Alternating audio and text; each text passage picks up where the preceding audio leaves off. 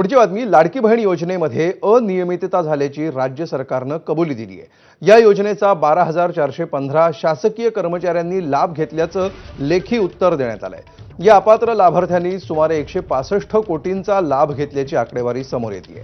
सोबतच पुरुष लाभार्थ्यांनी या योजनेचा लाभ घेतला आहे आणि त्याची देखील वसुली सुरू असल्याची माहिती आहे।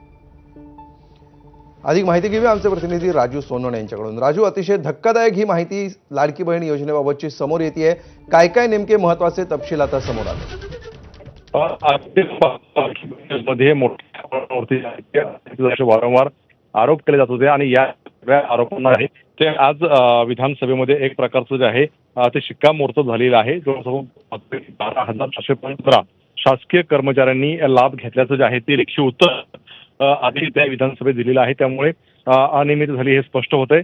त्याचसोबत आपण पाहतोय की या लाभार्थ्यांनी मिळून 165 कोटींचा लाभ घेतल्याचं सुद्धा आकडेवारी समोर आलेली आहे आणि या सगळ्यांकडून आता हे पैसे वसूल करण्याचे आदेश जिल्हाधिकारी असतील संबंधित विभागाला दिलेले आपल्याला पाहायला मिळते। त्यासोबत आपण पाहतो की अनेक लाभार्थ्यांनी ई-केवायसी जी आहे ती पूर्ण केलेली नव्हती, लाभ तो थांबवण्यात आल्याचं लेखी उत्तरात म्हटलेलं आहे। त्यामुळे आपण पाहतोय निश्चितपणे अतिशय धक्कादायक गोष्ट आहे। 12,000 पेक्षा जास्त सरकारी कर्मचाऱ्यांनी याचा लाभ घेतलेला आहे। पुरुष लाभार्थ्यांनी सुद्धा याचा लाभ घेतल्याचं दिसतंय, जे प्रत्यक्षात लाभार्थी असू शकत नाहीत।